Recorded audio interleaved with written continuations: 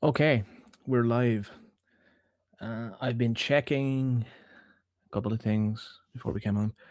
So this is the first time that we're actually able to use X. Everything seems to be fine, and Rumble, in addition to Odyssey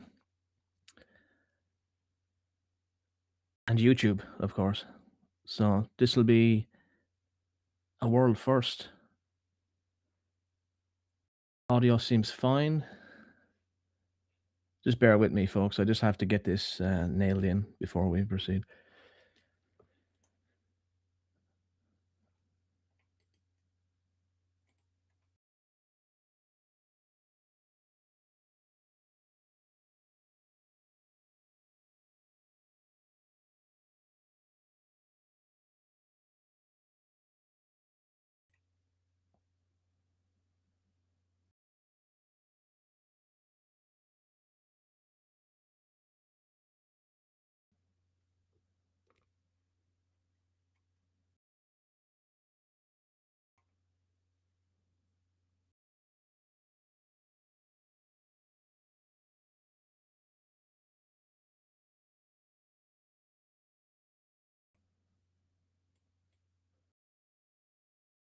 Yeah, I think we'll do.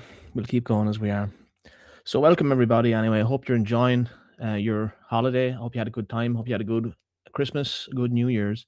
Tonight, we're going to continue our theme. We've been talking about the Open Government Partnership, which is this initiative basically that we described as a Anglo-American type thing. It really came out of the American Obama administration in originally in 2009, and it kind of took shape over those years. And really, it was 20 um, around 2011. It got kind of established more formally, and then it was kind of externalized through institutions, mainly U.S. soft power, and it arrived in Ireland. And tonight we're going to tell that story. Now we told a little bit of this story. We'll recap some of it as we go along tonight, but we'll be talking, in about more to do with the domestic kind of situation. So this stream will hopefully not be too long, but it's going to be interesting. So we're going to talk about Irish involvement, and so this article here. This is from the Open Government Partnership website. This tells the basic story. We described these two figures here, Dennis Parfanov, Martin Wallace. They were the kind of guys that really initiated the Irish involvement. Initially, they campaigned. We discussed that in the previous stream. Parfanov is of the Open Knowledge. He's an Open Knowledge ambassador, and he's also from the Open Knowledge Foundation. And that article there summarizes that. We went through that the last time.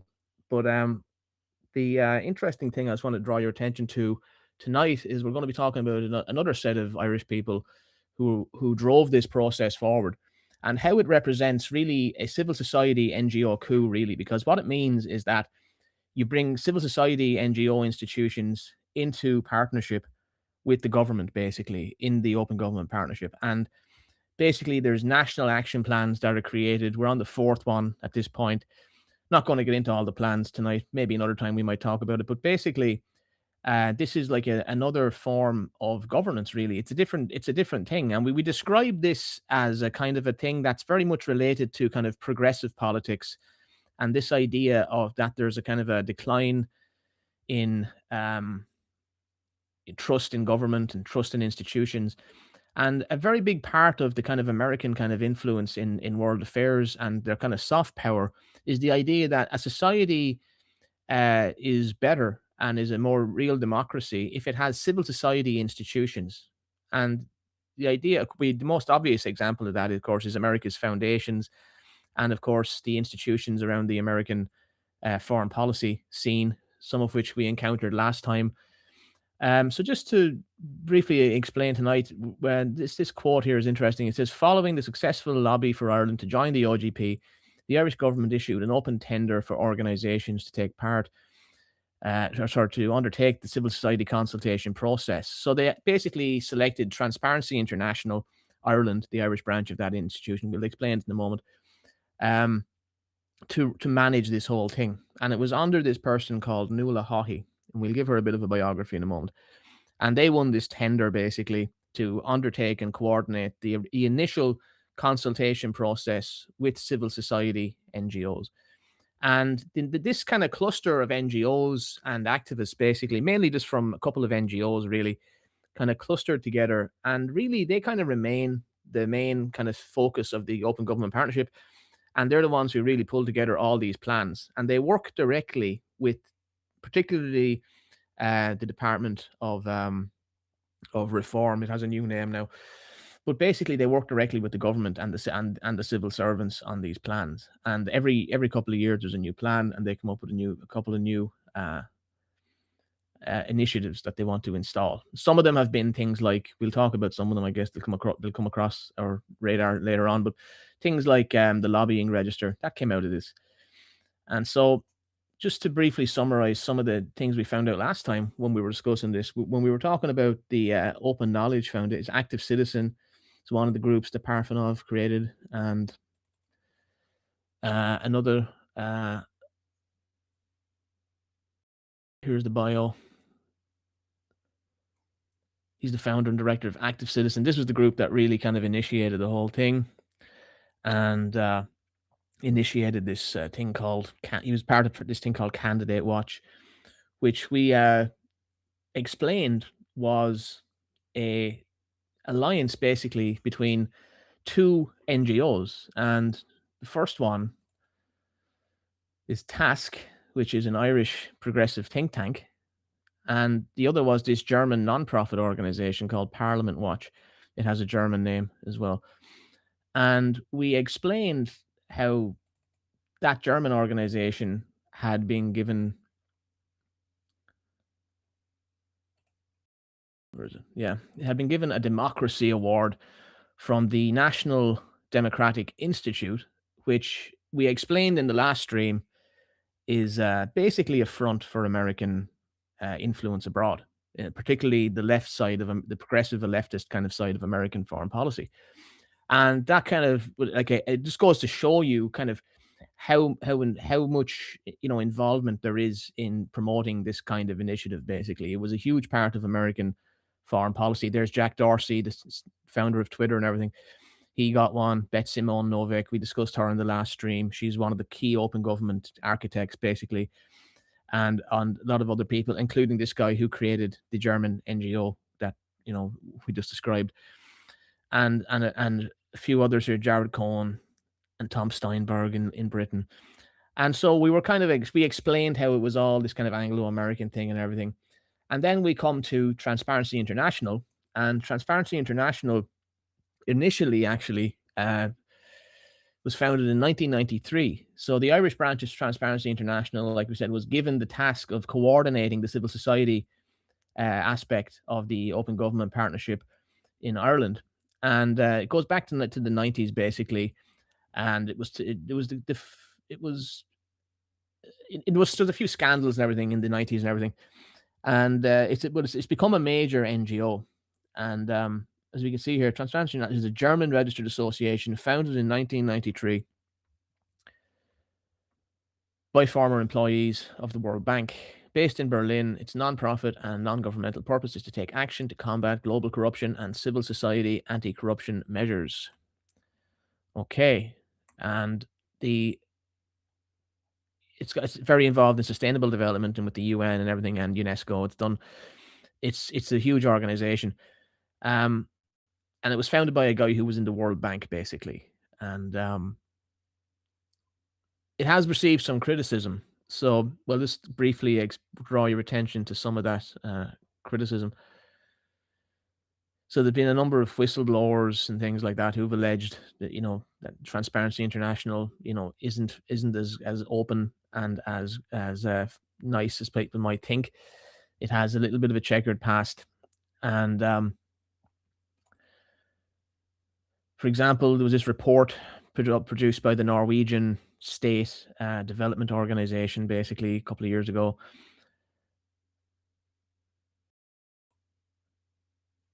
Yeah, so one of the problems is funding. And so Transparency International had set itself the objective of achieving a 10% income growth per year, and managed to achieve this despite the global financial crisis. In the current year of 2010, this is a 2010 report, it has reached a revenue of 20 million euros. And however, the income growth is largely that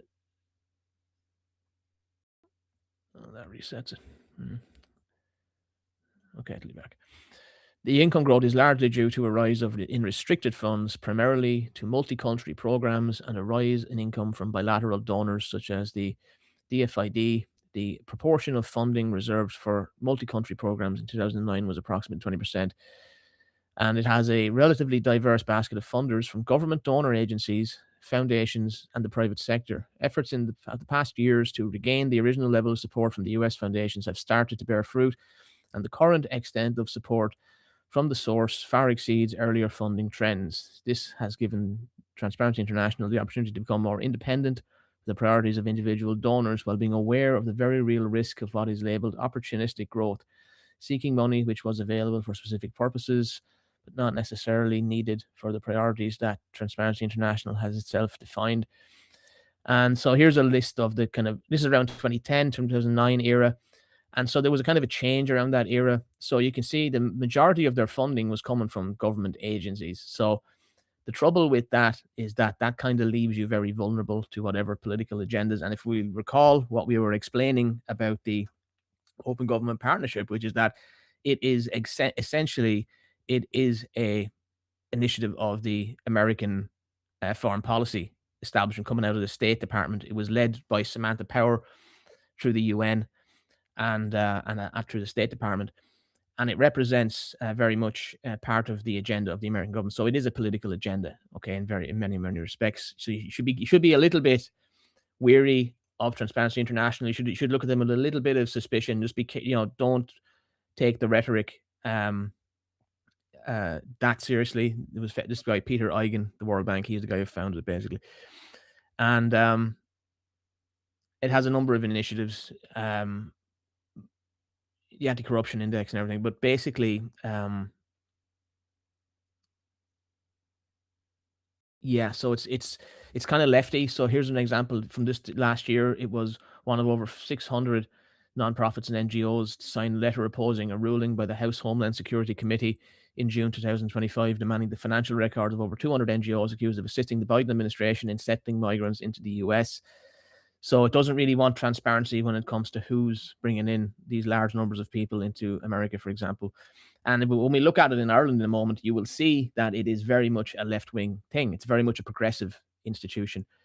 And there's a whole host of things here, but the main donors include the US State Department, the John D. and Catherine T. MacArthur Foundation, the King Bowdoin Foundation, that's a European foundation. The MacArthur Foundation is a very old American foundation. It's involved in a lot of stuff, as is the Flora Hewlett Foundation, and of course the OSF, the Open Society Foundations of George Soros. So that's just to give you some context about what that institution really is and where it comes from. So yeah, and this just a quote I pulled from one of those reports. While a precise top 5 year can't be produced, multiple sources do identify a recurring set of major institutional donors over roughly the last 10 to 15 years. The European Commission and other EU institutions as major grant funders, national development agencies and foreign ministries, especially the German, UK, and United States, and several Nordic donors. Large private foundations, then that confirms what we just read on that link. So, what is the story with this Irish branch? So, in 2004, basically, the Irish branch was established, and they did this report. One of the first things they did was they did this big study called National Integrity Systems, and they published the first ever analysis of how well Irish laws and institutions were able to stop corruption in all its forms. We have used our findings to campaign to reform and help make government, business, and civil society more transparent and accountable. And the NIS Country Study for Ireland 2009 was published with the support of the Department of Justice, Equality and Law Reform. And then in October 2012, they published an addendum to that document. And this study, this research was part of a European Commission funded anti-corruption initiative. So the EU Commission funded this, and it saw the 25 European countries get the same treatment, basically. And a pan-European report was published as part of this process in June 2012. And it highlights important trends across the region. pointing to the most significant deficiencies and gaps in the national integrity systems, and shining a light on some promising practices that emerge. And from all of that, basically, this is the actual document. And one of the main upshot of that is that it actually recommended that that Ireland join the OGP. So let's do a quick search. So Ireland has also not announced its intention to become a member of the recently established Global Open Government Partnership. The OGP requires participating countries to deliver a country action plan developed with public consultation and to commit Ireland to independent progress reporting. So they were the first NGO to basically come out, apart from the campaigning that was going on in Ireland. They were the first big NGO to basically kind of put it into writing and say Ireland needs to join this. And there's the people, actually, there's the launch of that report. There's videos there on the website. That's the founder of Transparency International Ireland, John Devitt. And then there's Nuala Haughey, who we'll get into now in a moment. But basically, they won this tender.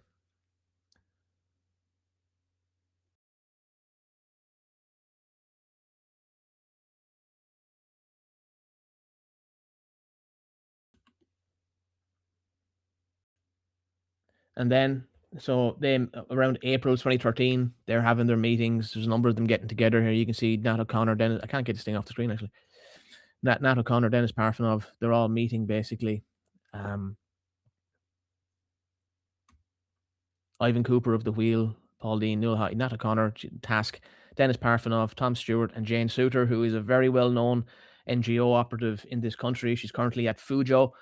And this group, this is the core group, really. There's a few others that basically direct the whole process from here on. This is what we're going to talk about tonight, because it's very important to kind of understand. You're going to get to see how these different processes basically come about, and what a process of facilitation basically looks like, and what it means for your democracy, as it were. So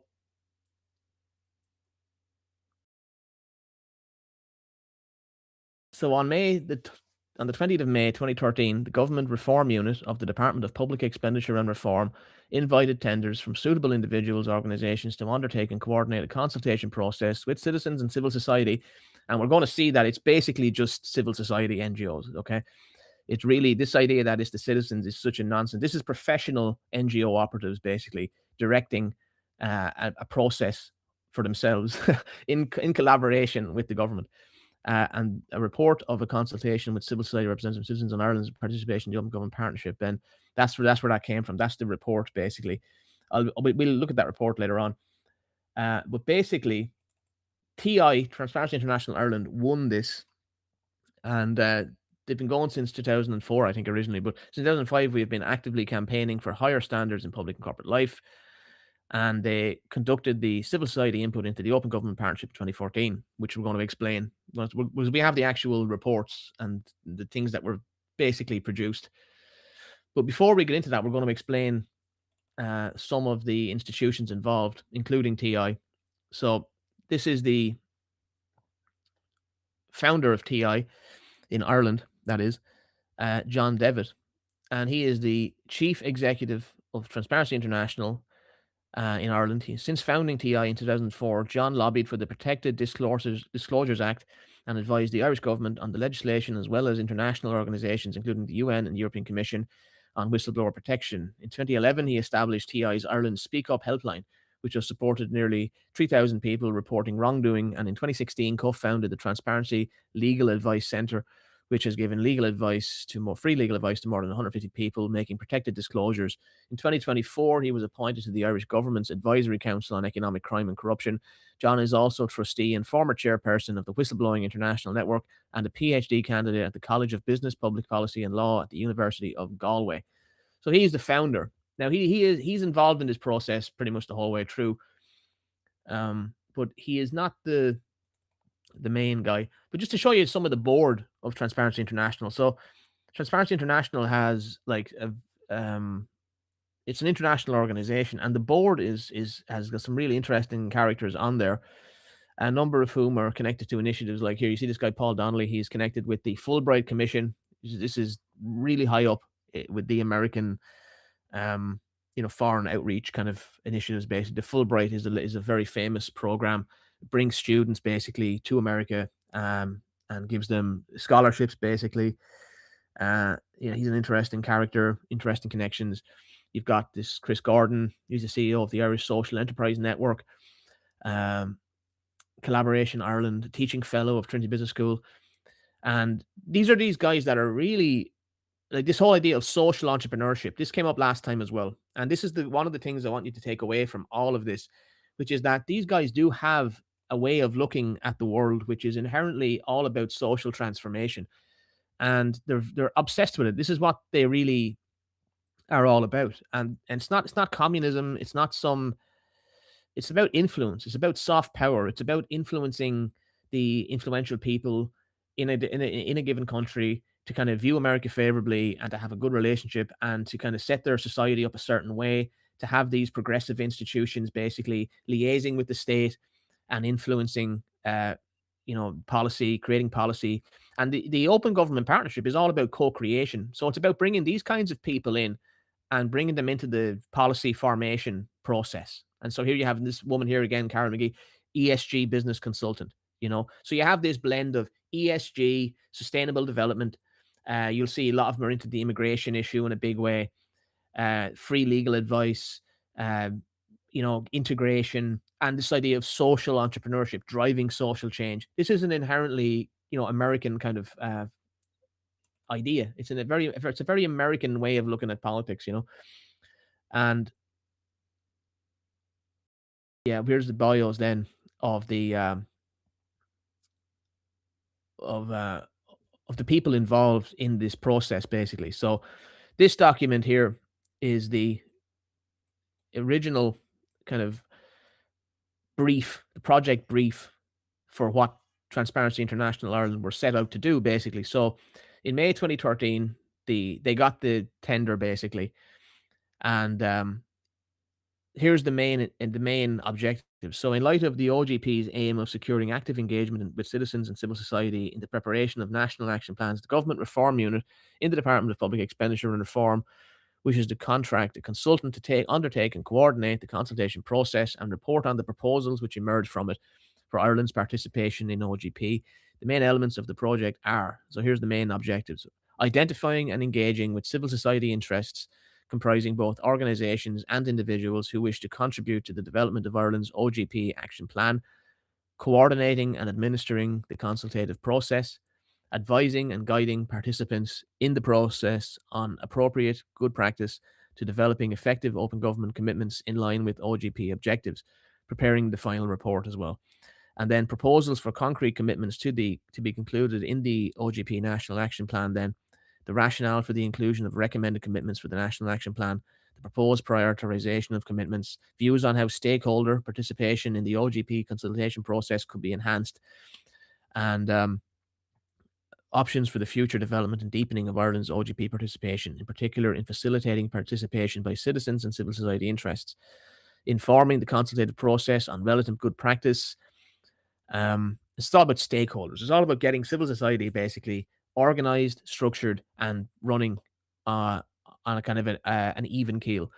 And of course, again, we're going to see that it's not for the citizens; it's civil society institutions, NGOs, basically.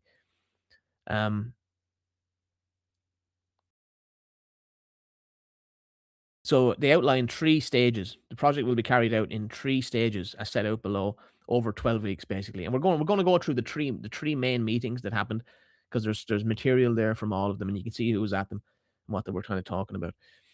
And it says, in keeping with OGP principles, this project itself will be managed with maximum transparency at all levels.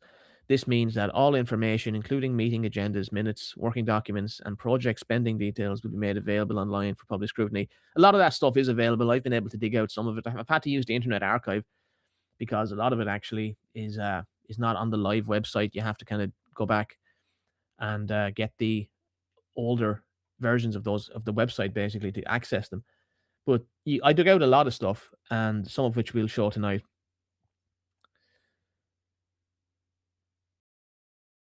yeah, so here's the people or the institutions really involved.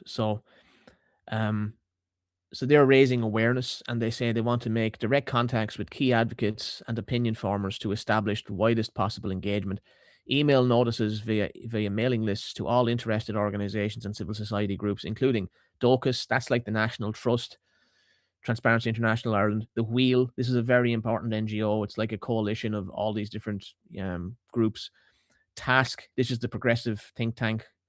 It's one of the first progressive think tanks in Ireland, basically a very powerful institution, and it's all over this initiative.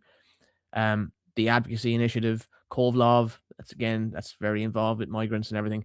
Claiming Our Future, Social Justice Ireland, the Digital Enterprise Research Institute, and the Political Studies Association of Ireland. And those are some of the initial people that were involved. Um,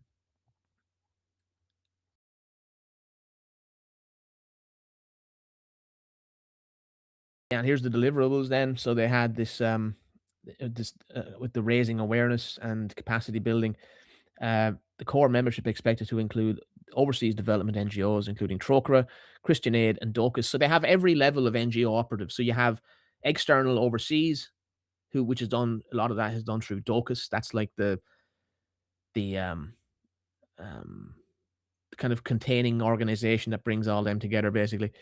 And then, of course, you have the Wheel, which brings together the a lot of the native ones, or the domestic ones that operate inside the country.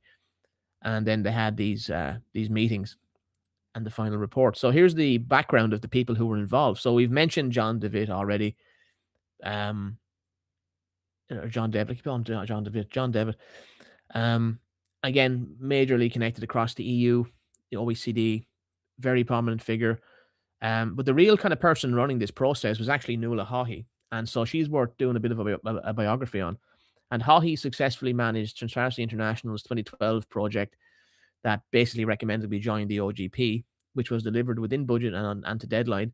A former consultant and journalist, Ms. Haughey has extensive experience as a project manager and consultant for the EU Commission. So you're seeing again, there's all the top level NGO operative basically in Ireland and overseas. Um, she is well acquainted with the civil society sector in Ireland, which we'll explain more of, and in 2011 co-authored research for Atlantic Philanthropies on advancing human rights in Ireland through civil society activities. Now, this is really interesting because you see, this era that we're talking about, this kind of era after the crash, I call it the Troika era. This is when all of these initiatives were created, mainly by left wingers or lefties and progressives, mainly to basically, because everyone else was leaving the country, I suppose, to basically restructure Ireland. There was probably a dozen. I've come across at least half a dozen just researching these initiatives that were going on at the time. And it was all about, we have to get rid of corruption and restructure the banks and restructure everything.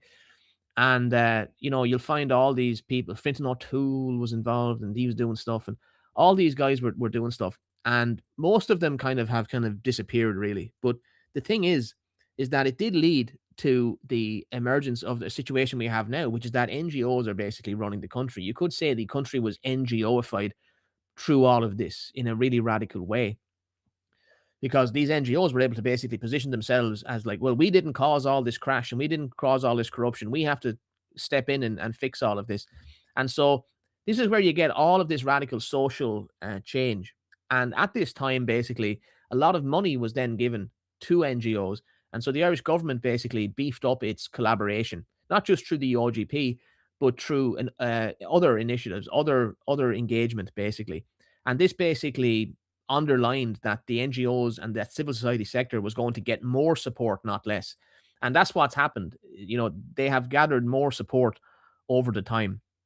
And so the other person we'll be talking about, briefly mentioning tonight, is this person, Angela Long, and she was I think she ran the website for the OGP, basically. She also is Irish Times. So the two of them, Haughey and Long, are both former Irish Times and deputy news editor at the Irish Times, and she teaches digital world writing and ethics as well as traditional journalistic skills. She is currently researching web use in Ireland for the Global Integrity World Wide Web Foundation Web Index 2013. And we've mentioned Global Integrity was one of the foundational institutions of the OGP as well. She's actually Australian. We'll give her a little bit of a bio in a moment. But first of all, let's deal with this Haughey woman. So Haughey, a few things we can gather about her from her online presence. She is the head of strategy, outreach, and engagement with, I think that's more recent, in more recent times, with FISRU, the police ombudsman. That's the one, a more recent role. But here's her rocket reach.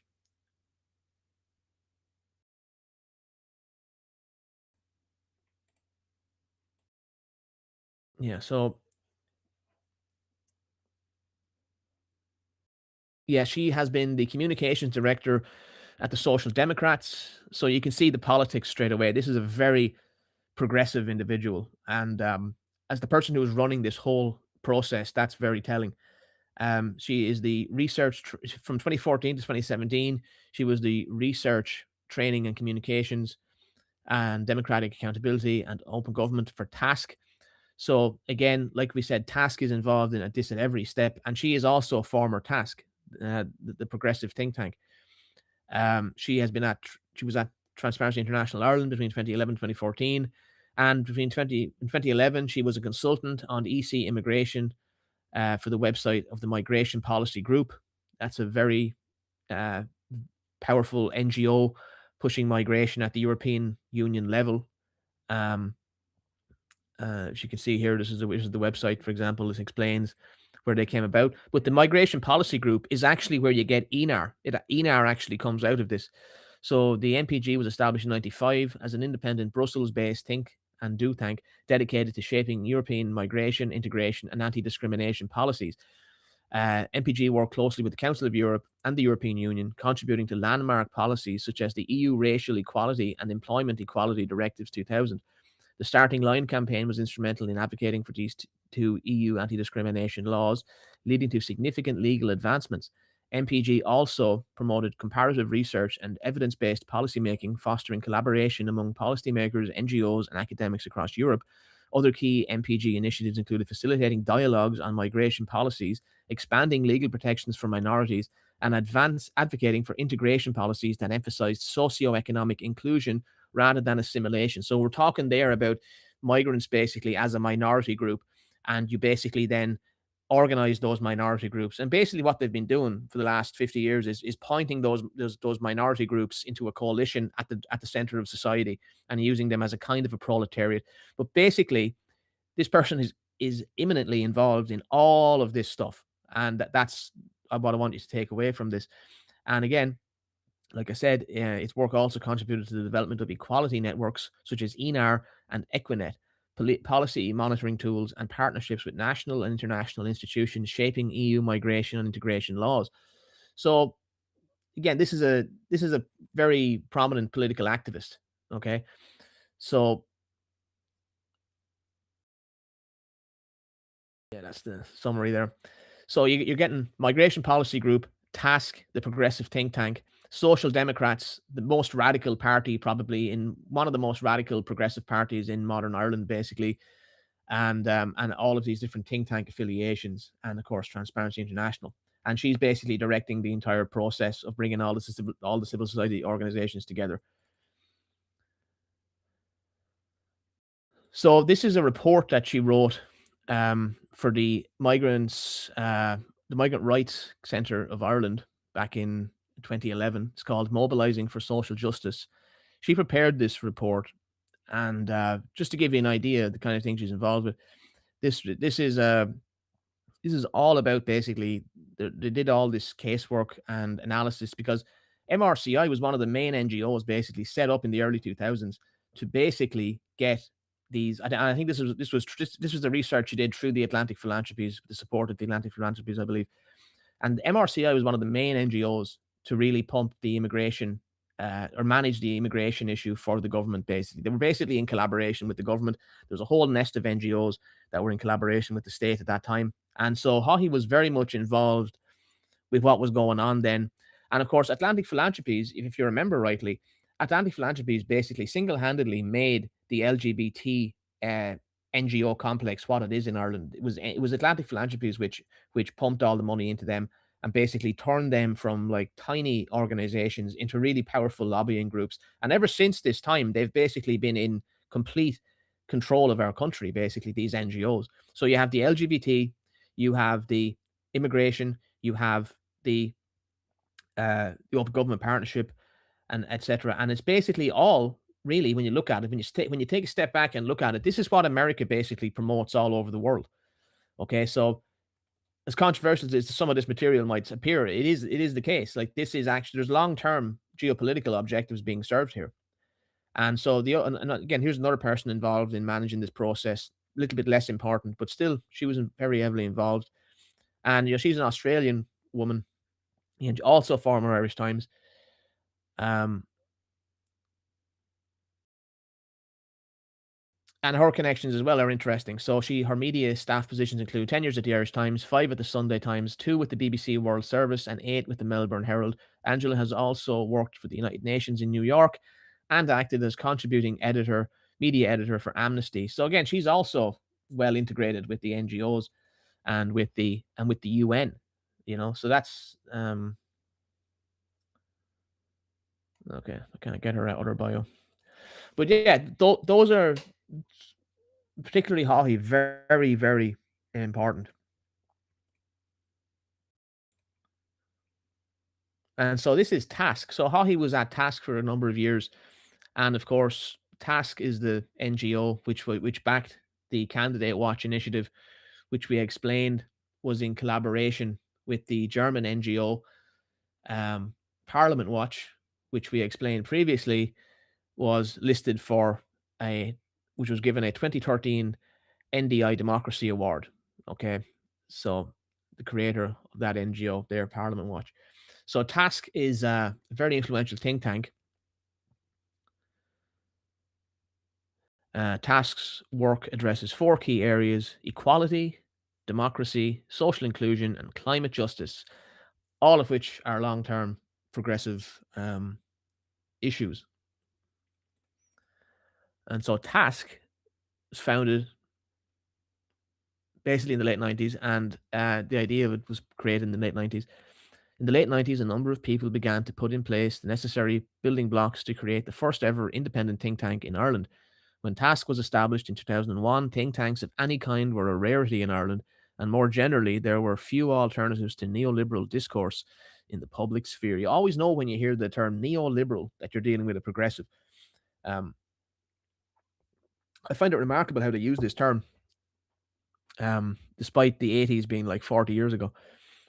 At the time, policymaking tended to be reactive, a largely technocratic managerial concern rather than a political one, strongly influenced by the institution of social partnership and by powerful vested interests, wealthy individuals, and elite groups. Okay, so along with myself, and this is Paula Clancy, is the founding director of Task. Along with herself, those who were involved at the earliest stages included Proncius de Rossa. He was of um, the stickies, basically, of the Workers' Party and then Democratic Left. Des Gerety, Jim O'Donnell, Fintan O'Toole, and Professor John Horgan. So you have like academics, and you have these progressive leftist politicians and activists. And so, following a planning period in June 2001, Task was formally incorporated as a non-profit limited company, and the original name was the Foundation for Policy Alternatives, and it changed its name to the Think Tank for Action on Social Change. And remember, the thing with progressivism is that it's all about social change. Actually, social change is the fundamental like praxis of everything. It's all that progressive politics is about. They have to have change. You have to drive change. And if something isn't changing, it's not good, basically. So they're always looking at the next thing. So social change has a metaphysical significance for progressives that I could go into for an hour. But this is what I want you to take away from it. And so this think tank basically then, you can see the liberals are here, and then it too managed to get a boost in funding. So just like Transparency International got most of its money from the State Department and American foundations and the development agencies, or the development arms of a number of European countries, including Britain, Norway, etc., and the Netherlands. So Atlantic Philanthropies, as it was pumping money into Ireland, Task also got a good dollop of that. So a step change occurred in 2008 when the Atlantic Philanthropies, who along with the Joseph Rowntree Charitable Trust, who you will know are involved in all kinds of things in Ireland, funded much of our work on democracy over the years, provided us with a grant to cover our core costs for a 5-year period. A grant which was renewed for 3 further terms of 3 years, taking the organization to the end of 2019. So that means in this crucial period from 2008, when all this change was occurring, and basically American capital from Chuck Feeney, who had his money in Bermuda, who arrived with $1 billion war chest from Bermuda, and basically was able to pump that money directly into all of these NGOs, LGBT NGOs, progressive social change NGOs, and universities. He pumped it into universities as well. And yeah, I mean, I could do a whole thing on Feeney another time. There's time for this in the future. We're going to keep on our task, so to speak, tonight, where we're going to try and keep it in relation to the Open Government Partnership and who's directing it. But I'm trying to give you the background of what's going on. Okay, so Irish society is essentially the progressives knew that there was this opportunity had been created by the crash, by the economic crash, and they knew that there was this opportunity to basically fundamentally transform Ireland. And so one of the NGOs which they went to was the Progressive Task think tank. And as we've said, Task is very involved in the Open Government Partnership. So that's along with Transparency International Ireland, which again is funded by the State Department and these different development groups and a few powerful foundations. You had Task, which is getting most of its money at this period from Atlantic Philanthropies. And then, of course, we come to the Wheel. So the Wheel is this other important institution. So the Wheel was established in 1999. Our organization originated from the idea, first articulated in 1998, that there was a need for a network to represent and connect people working and volunteering in Ireland's community, voluntary and charity sector. The initial spark came from an article in a newspaper by a respected lawyer and the founder of the Irish Hospice Foundation, Mary Redmond. In the article, Dr. Redmond highlighted the need for social entrepreneurship in Ireland and the conditions needed to foster it. The article ignited lively discussion among key stakeholders in the community, voluntary and charity sector. Funding was secured from Atlantic Philanthropies, and 5 consultation conferences were organised through 98 and 99 to explore the need for a network and its potential role. And the outcome was a vision, mission, and values that are still relevant to our work today. And so an office with a CEO was established in October 2000, based in the Carmichael Centre for Voluntary Groups in Dublin. In 2002, the office moved to rented premises in the Irish Social Finance Centre in Dublin 8, and in 2010, the office moved to its current location on Fleet Street, Dublin 2. Cool. So I don't want to belabor all this, but we developed, just to explain what they were up to, we developed the initial founding workshops consultations into an annual program of learning and networking events. After the government invited the Wheel to join the then social partnership process in 2003, we developed our representation work on behalf of members and the wider society. So in 2003, and our representative work developed through our participation in this national forum. That's actually a typo. They've written that weirdly, actually. Over the years, we have successfully advocated for additional funding for the sector, supportive charity regulation, and for a more structured relationship between the sector and the state. And that's exactly what the OGP is. We're talking here about how these NGOs, which are very obviously receiving money from outside the country, quite frankly, are basically empowered through that to basically, and then they drive to get into a relationship with the government. And so now they're in a co-creative, they call it, relationship with the state, and that hasn't changed. This is just how it got really into gear. Our financial model has evolved over the years too. Whilst the initial seed funding came from a multi-year funding agreement with the Atlantic Philanthropies and a one-off donation from the Michael Smurfit Foundation, that's an Irish businessman, we soon had to become financially sustainable. The funding relationship with the Atlantic Philanthropies reduced year on year and ended completely in 2005. Our business model for financial sustainability has 3 mutually interdependent strands: core funding from certain statutory grant programs for specific training and capacity building services provided to the sector, so that's the government; earned income from charitable services provided to membership, including membership fees and the wider sector, so the NGOs are donating money to it and to get training and everything; and then donations, grants, sponsorships, and contracts and grants from companies, philanthropic trusts, and public bodies to fund specific work. Okay, so I'm not. We won't. You get what it's about. Okay. Um.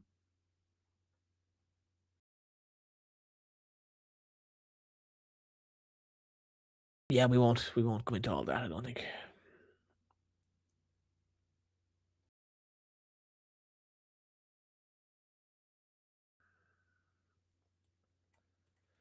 So the another of the big institutions I want, our big NGO kind of umbrella groups, I want to draw your attention to is DOCUS, and this is like our national trust basically. So DOCUS, although you don't hear it brought up very often, it's actually quite important in many respects. So DOCUS,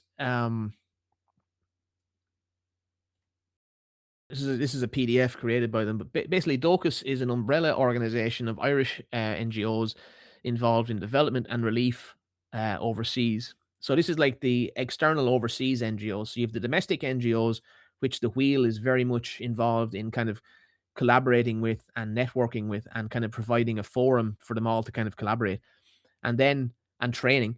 And then DOCUS is like that thing at the international level. And so DOCUS provides a forum for consultation and cooperation between its members and helps them speak with a single voice on development issues. DOCUS is not a funding agency and is not involved in overseas projects itself. DOCUS was formed in '93 and is the result of a merger between Congood, which represented the common interests of Irish development NGOs since 1974, and the Irish National Assembly, which linked most Irish NGOs into Concord, a European Union network representing over 1,100 NGOs. Um, okay, so yeah, I want to talk about the roots of this. So the DOCUS was established in '93 itself, but its roots can be traced back to the 1970s when the Irish non-governmental organisations working in the development field decided to come together in order to provide a stronger voice and more effective lobby on development issues. Prior to the 1970s, there were relatively few Irish NGOs working in the development area. However, the rise of television and the resulting new phenomenon of live coverage of humanitarian crises, such as the Biafra War, and Ireland's ascension to the European Economic Community in 1973, meant that development issues and Ireland's relationship with the developing world received greater attention. As a result, a number of new NGOs were formed, and the official Irish government aid programme, Irish Aid, was set up in 1974. So this is going right back to the roots of the whole NGO complex in Ireland. I'd love to do a stream about this. I've got really good books and stuff that I can draw on to do this sometime. We'll do it some other time. But basically, this is kind of the '70s is when this really gets off the ground. And basically, it's because of our membership of the OECD and of course the European Commission. And we all had to basically kind of get on board with this overseas development work. And so it was actually, I think that was the I think it was the Garrett Fitzgerald. Yeah, I think he was the minister at the time, if I remember rightly. I think so. But anyway, uh, as a result, a number of new NGOs were formed, and the official Irish governmental aid programme, Irish Aid, is set in 1974. At the same time, development NGOs felt the need to create a network to provide a collective platform for interaction with the new state body and for putting pressure on the government to dedicate sufficient resources to the overseas aid programme. Thus, in 1974, this thing called VALC, the Voluntary Agencies Liaison Committee, was created. In parallel development, the European Commission invited NGOs to set up a representative body, which came to be known as the EC NGO Liaison Committee, in order to facilitate its interaction with the growing European NGO sector. This led to the creation uh, of the Irish National Assembly, which was the conduit for the interaction of Irish-based organisation with the new liaison committee. In '77, VALC was replaced by this thing called CONGOD, the Confederation of the Non-Governmental Organizations for Overseas Development. And then in '93, that became, they amalgamated with INA, and they amalgamated to form DOCUS, which still exists. And this is the organization which was very much involved with this open government partnership process in Ireland. And so these groups basically then got together. And so the first thing they did, logically enough, was to have a meeting. Crazy as it might sound.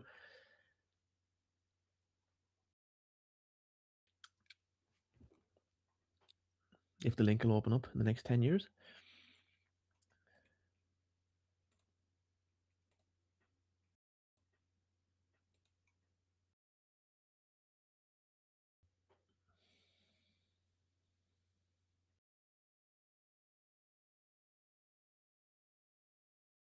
Archive is really slow tonight.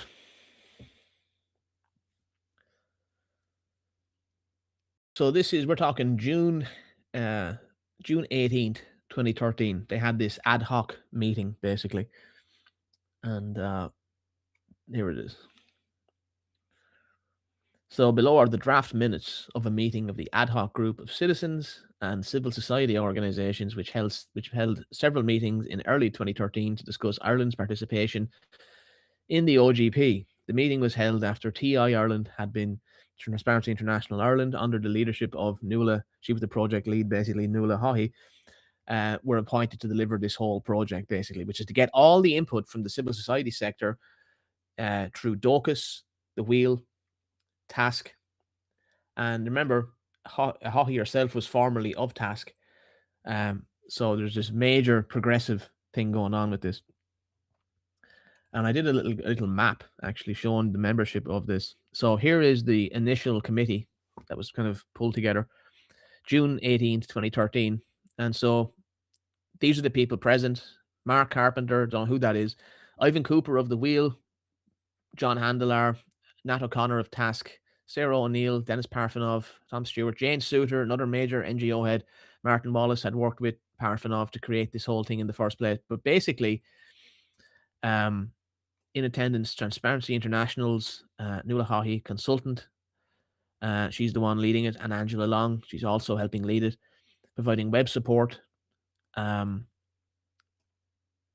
Howlin, he's present. He spoke at, or he wasn't present, but he was mentioned, and he spoke at the later meeting in July. Paul Masson, he's the lead of the OGP at the international level at the time. He was from the Dutch Development Agency.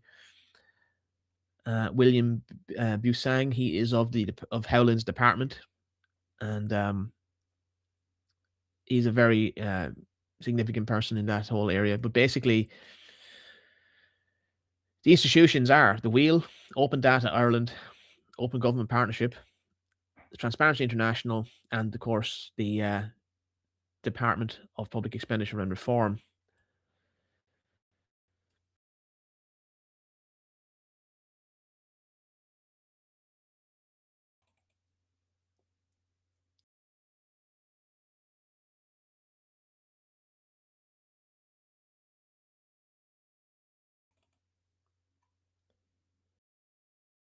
Yeah, and just a quick note on some of these background of some of these guys. Jane Souter, like I said, very important NGO head. She seems to have been involved in this whole process the whole way along.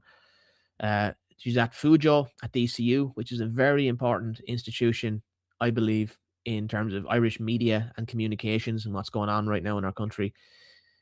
She was part of the Irish Constitutional Convention, which is another one of these huge initiatives of the period, of that era, aimed at totally transforming how Irish politics works. And she works in the area of disinformation, populism, etc.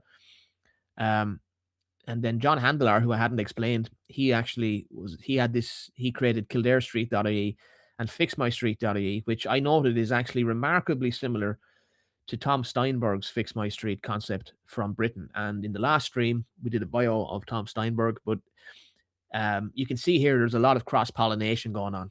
And this whole initiative is very much related to what's going on externally. And so they created they had Google groups and all this. And I found this really interesting, digging through that actually, I found this really interesting exchange. So this guy, Oliver Moran, says, something has bothered me for a while, and I just posted a reply on politicalreform.ie about it. Generally, all OGP meetings have been held during work hours on work days. That's a very practical arrangement for the government and what I will call the professional civil society, for want of a better word, and not meaning any offense by it. It's not such a good arrangement for those of us who have what I call jobs. The point I made on politicalreform.ie is that holding events at times when most people cannot attend is no way to build a state that is open, accountable, and responsive to citizens. What do others think?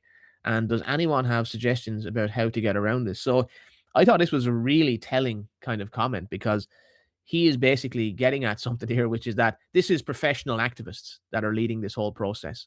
Okay, it's very much that. And this woman here, Teresa Carr, she responds and she says, "Thanks, Oliver. The floodgates are open. What about those of us outside Dublin? There is no way of engaging in any meaningful way based on a couple of meetings a year in Dublin at your own expense. My personal opinion is that the OGP has been one of the least participative processes I've been involved with to date. It became a closed shop very early on, and decisions have been dictated by the few who fit the criteria imposed on the process.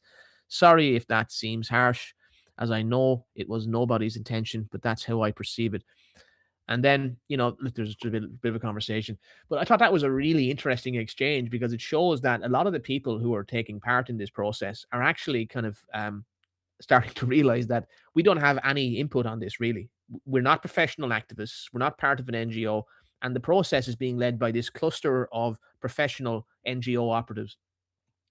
And I thought that was really interesting to pick that out of that exchange. So these are the meetings. They had uh, three formal meetings. Then after that initial meeting where we discussed some of those present, they had this series of three meetings in 2013. So the first one was held on July 10th. The second was on August the 8th, and then a month later, then you had September 5th. There was a final meeting, and out of that came a report with a list of 62 recommendations. So we're just going to go through the three meetings very briefly here.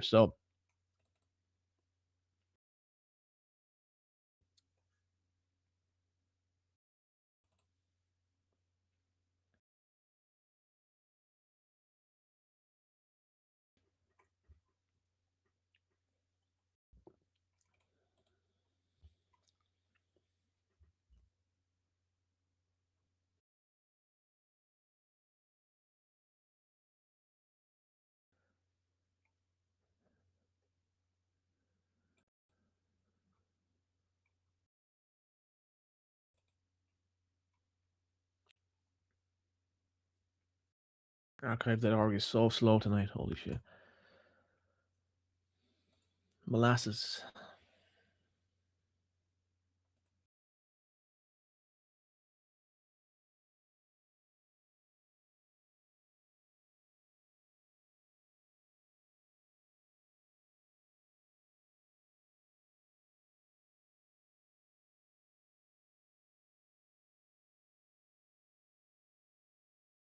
All right. This is really slow. So they created four working groups, and this is what led the whole process. It was formed this way, structured this way. Four working groups named for the four core principles of the OGP: transparency, accountability, citizen participation, and technology and innovation. And so that all took shape at the inaugural OGP Ireland meeting held on July 10th, which is this meeting. Um,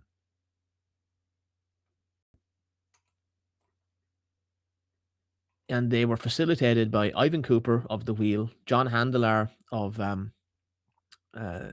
KildareStreet.ie and FixMyStreet.ie, Imelda Higgins, who was a barrister, a legal person, and Diarmid O'Sullivan, Sarah O'Neill, and Nat O'Connor of Task. And there's all these different documents that they produce. But basically, I want to draw your attention to the agenda.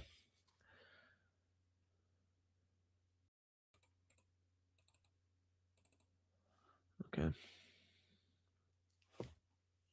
So Nuala Haughey welcomed the guests. Then you had an audience discussion with Minister for Public Expenditure and Reform, Brendan Howland. Oh, he was there. I thought he wasn't there. Sorry. He was there, whose department is leading Ireland's participation in the OGP. That was moderated by Gavin Jennings of RTE Morning Ireland. And then at 10:15, the four primers on key aspects of the OGP teams: the transparency, accountability, citizen participation, and technology and innovation. Um, so they were all introduced. Those topics were introduced by Professor David Farrell of UCD, Gavin Sheridan, a journalist, Dennis Parfanov of Active Citizen, and John Handelar of KildareStreet.com. Um, There's an explanation then by the OGP top guy, Paul Masson. He explained what it's all about. And then Nuala Haughey of Transparency International Ireland introduces the working groups. And the working groups then basically they're exploring those four themes: transparency, accountability, citizen participation, and technology and innovation. Um, and then later on, a moderated audience discussion exploring cross cutting themes, identifying key open government challenges, and analyzing solutions, moderated by Hans Zomer he was the director of DOCUS, another very important NGO operative.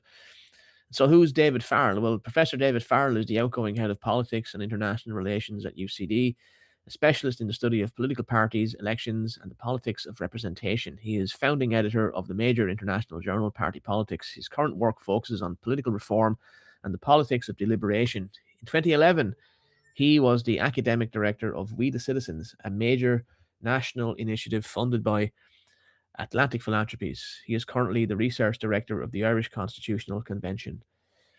Yeah, so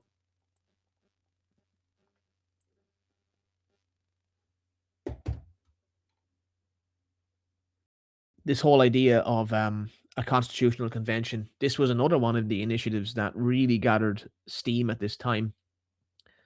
And they're diligently working on all of this, so all of this period is one of, really important. It's a really important period in our country's history. Here's some of the pictures of some of the people. Here they all are. There's only a few of them there. There's only a handful of people in this room, really. There's Farrell, Gavin Sheridan. There's Howland.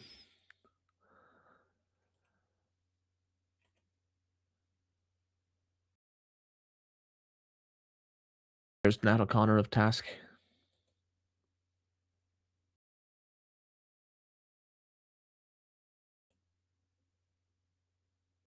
There's Ivan Cooper of The Wheel.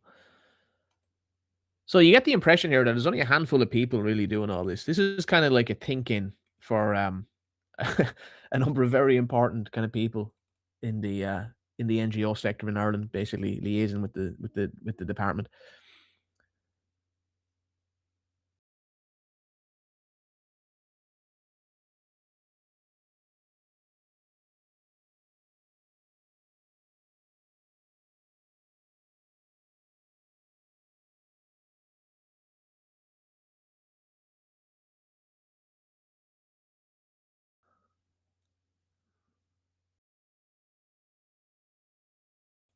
And so then we come to they're kind of getting themselves organized, and then a month later, then 8th of August, they have another meeting, and on the agenda that day,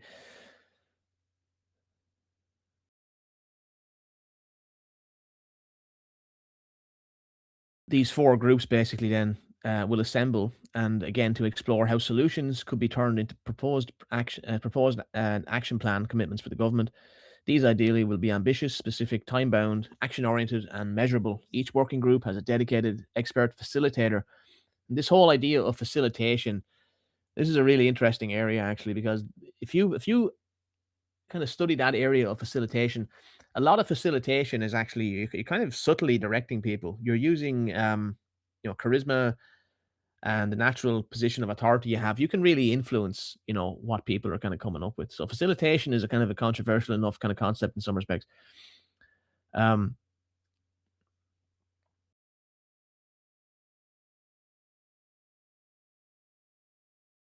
yeah, it's all there. They had Involve, an English NGO was present as well as a speaker.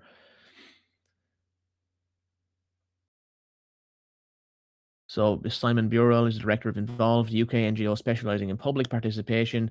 He has long and extensive experience in democratic reform, governance, public participation, stakeholder engagement, and accountability and transparency. Simon is also the chair of Democratic Audit, an independent research organization based at the LSE, the London School of Economics, an ambassador for World Wildlife Fund UK, and head of dialogue at the Science Wise Expert Resource Centre. That organization fosters policymakers' capacity to commission and use public dialogue.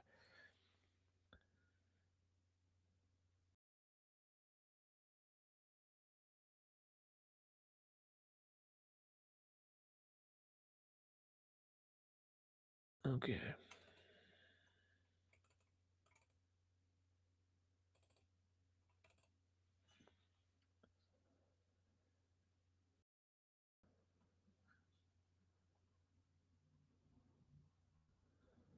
So here's the summary of that meeting. So, an anti corruption commission, education on citizenship, and regular lists of data from the government. These ideas are gaining traction in the OGP consultation for Irish civil society. The notions and others emerged at the second public meeting in the consultation. Despite the date being in the middle of the summer, the turnout was good at Wood Quay and in Dublin. Nuala Haughey of Transparency International Ireland introduced the meeting and they were leading the whole thing. Um, the OGP partnership, the OGP was nearly 60 members, and many countries have produced a national action plan. Um,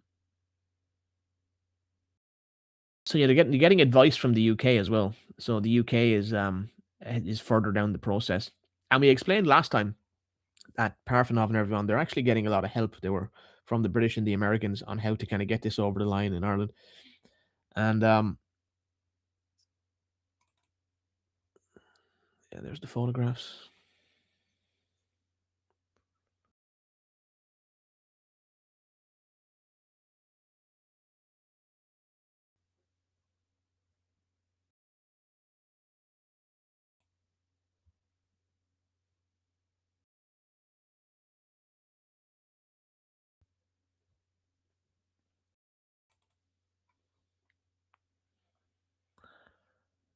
There's some of the submissions.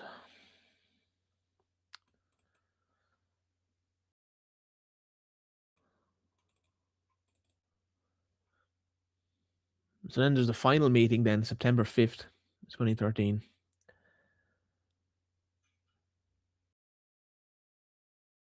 And so then they're getting all their stuff together. Basically, this is where they have to get ready for the final list of what they're going to put in the actual report. And there was 62 action plan proposals for the first OGP National Action Plan, and they were agreed.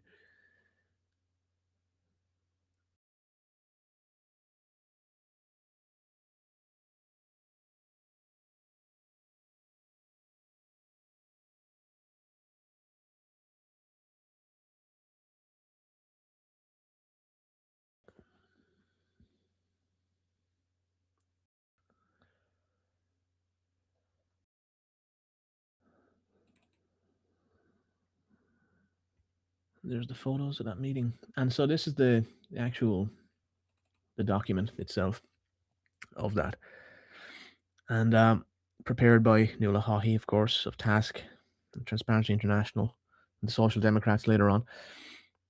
Um,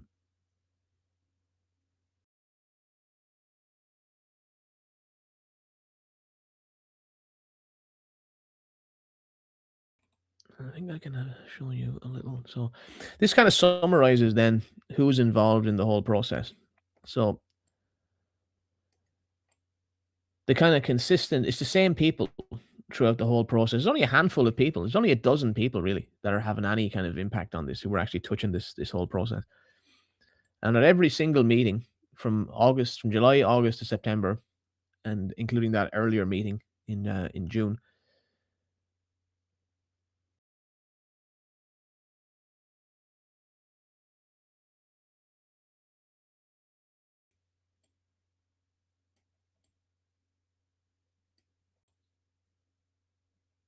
it's the same people over and over again. So it's a very small core group of people. And out of that, basically, then you the facilitators, Imelda Higgins, John Handler, Nat O'Connor, Ivan Cooper. You have those main NGOs, and they basically then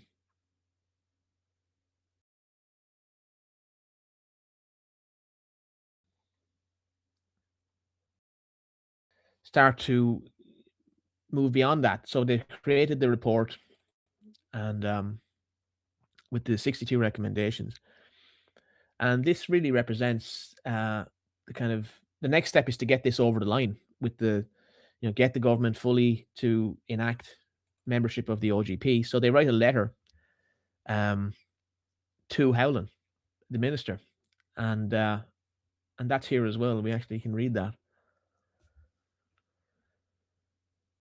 So, dear Minister, we are writing to you as some members of the ad hoc group interested in open government that has been engaging with the government reform unit in your department for several months now. In recent months, we have passed a couple of important milestones. Oh, this is so annoying.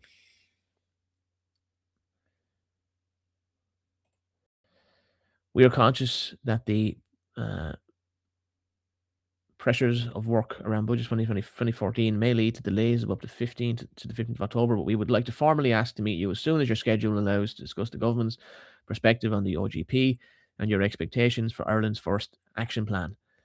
And so they're keeping the pressure on. And so you can see all the people that are signing this letter. It's just a list of the people at those meetings, as well as these other civil society NGO people from Ireland. And the Wheel, Open Knowledge Foundation, uh, Active Citizen, Transparency International, Task, Justice for All, Second Republic. This was this other initiative at the time set up by these progressives to totally change kind of our politics. And so they're keeping the pressure on and getting it over the line. So it's a really telling kind of it's kind of helps you understand how things get done. This is how things actually get done. Um, and so then they create the from the civil society forum, they create this next thing, which is called the joint working group. And so in I'll just read the summary. So, from February to April 2014, the Civil Society Forum held regular meetings to discuss the expectations and implications surrounding the OGP and the Irish NAP, the National Action Plan. The ideas and proposals arising from these meetings would feed back into the joint working group with the civil servants. So they're moving now into more direct activity, working directly with the government, basically the civil servants, actually the actual people in the background. And because of the loose nature of the Civil Society Forum, attendance varied. Among the wider group of participants were Anne Colgan, uh, Ivan Cooper, The Wheel, Donald Broadcoin, Flora Fleischer, Nuala Haughey of Task, Angela Long, Nat O'Connor of Task, Antoine O'Lacton, he's still involved actually in the whole process, and Dennis Parfinoff and Edward Stevenson. The forum actively encouraged input from all Irish people by consistently using online tools like Google Docs and social media. It always tried to work in a transparent and inclusive way. All minutes of meetings and working documents are online. And I can guarantee you've never heard of any of these things. I can guarantee. But that's how this all is. It's all this big, they're always talking about how open it is, but ultimately, like, it's just a handful of people in an NGO basically collaborating to do this. Um,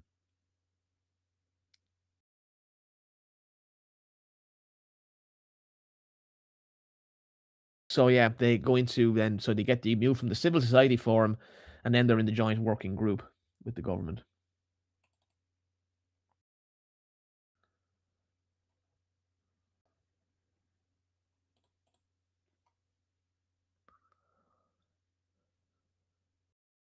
As you can see, it's all the same people basically from the process we just outlined.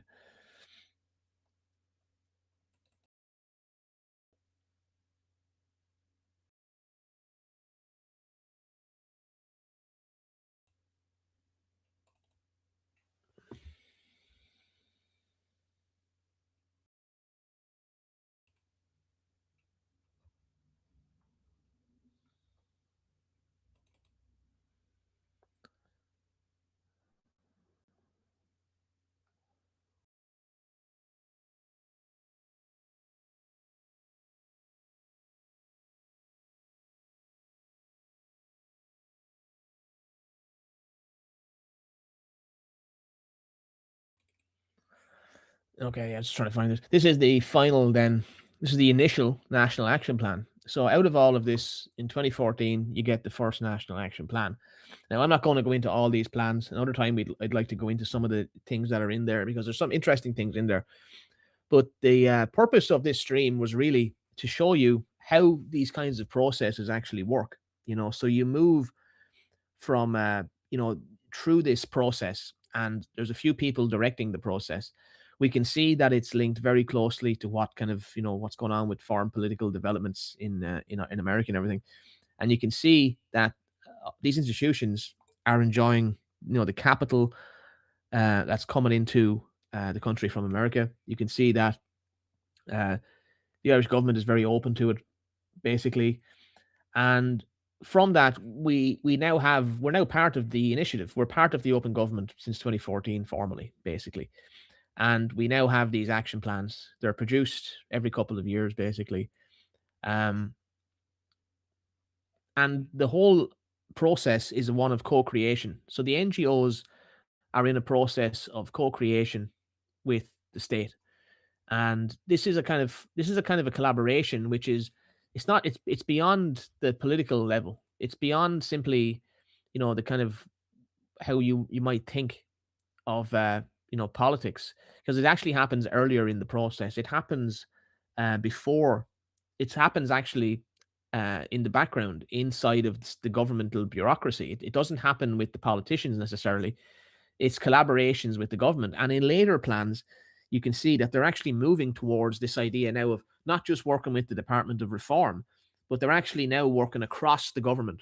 So they now work across the state structure in all the different departments, and they're working with the civil servants directly to develop the policies. So they come in with their ideas for policies.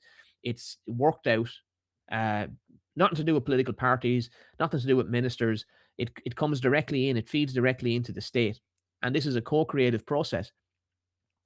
Um, and in real terms, it represents the NGOification of the country. It means your country now, its whole agenda is being set and delivered by these other institutions, by these groups of people who have the legitimacy to take part in that process. Now, I've been trying to find out, who's in these working groups and everything.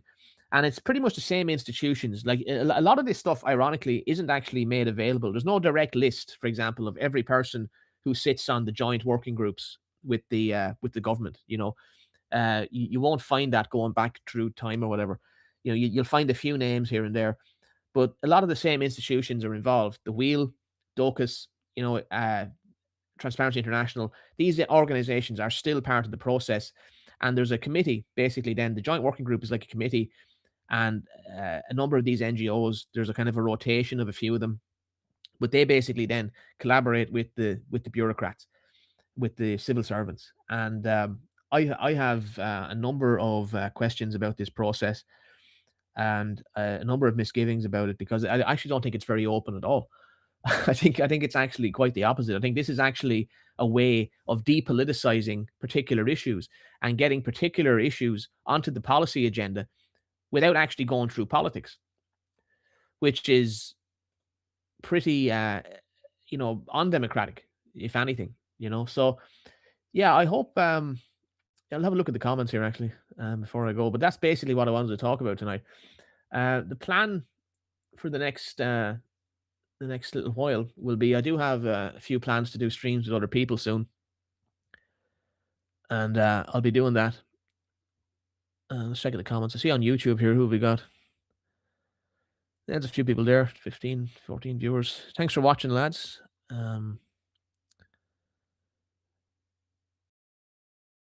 Yeah, good to see you, lads. Yeah, someone says, thought you disappeared years ago, Don. Thanks for pointing me towards your YouTube channel. Yeah, no problem. Thanks, everyone. Appreciate the views. I appreciate you spending time with me this evening. I hope this has been a kind of insightful. I know some of it's quite dry material, but sometimes you just have to kind of get through this kind of stuff. And what I want you to take away from it is kind of the process. I want you to take away how the process works. Yeah, what motivated Feeney? Someone says it's a good question. I mean, I have theories about Feeney. Um, I'll continue researching it, but I have got ideas about what his role might have been. He's kind of presented as a kind of an eccentric person who loved Ireland. That's the kind of conventional history of it. He was very motivated to kind of do some good with his money. He gave most of his money away, I believe. Um, but yeah, you can see how Atlantic Philanthropies really took on this role in our society, and I really do wonder if Feeney wasn't kind of an agent of a different of American influence more directly. I think you could look at it a little bit more cynically, perhaps. But he poured literally billions into Ireland, and Atlantic Philanthropies pretty much created the LGBT NGO complex in Ireland, because before that they had no money. Basically, they had like there was like one or a couple of NGOs, but they were tiny. I mean, they were literally just one man operations. So you only had like one or two organizations, and they were very much in the minority. They were not powerful. They had no funding, and they didn't have this kind of direct line into the state. But when Feeney came in, he really threw money into those in the early 2000s. And you had the Zapone case, um, which was the real beginning of the new era. You know, when they took that case, that whole thing, then it became this huge thing. And then that led on to marriage equality, that campaign. And so it was really the whole crash period, the whole post Troika Ireland, you know, that I'm really interested in that period, you know. So I'd like to do other streams on that. Maybe we'll have guests for some aspects of it. Actually, I could think of a lot of interesting things to talk about with several guests. Actually, um, but yeah, let's go and check the other comments.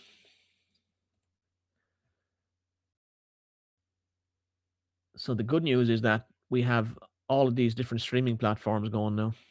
That's pretty cool. Um,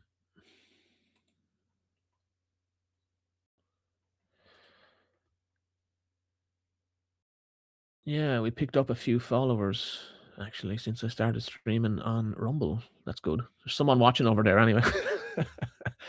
It's so hard to get people to leave Twitter, but I don't care. It's fine. We'll do what we can do. And then X. What is the X audience saying? Are they saying anything? There's no chat on X, of course. You have to leave a comment. I don't see any. X is different. Yeah, it just seems to. It's not set up for streaming fully, but it works. It works fine.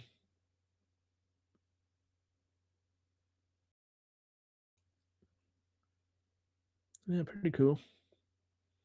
So yeah, the plan is I'll be back in a week or two. I'll probably have a guest. I will most likely have a conversation with someone. I've got a few ideas of different streams I want to do, but I'll be going into a writing mode as well. So these streams, these kind of deep dive streams, won't be appearing for a little while again. Probably, it'll be more conversational, and I think the audience might even prefer that. So I think people dig those streams more. So yeah, okay. Thanks everyone for tuning in. I'll catch you next time. Hopefully, I'll see you in a week or two. And good night and take care.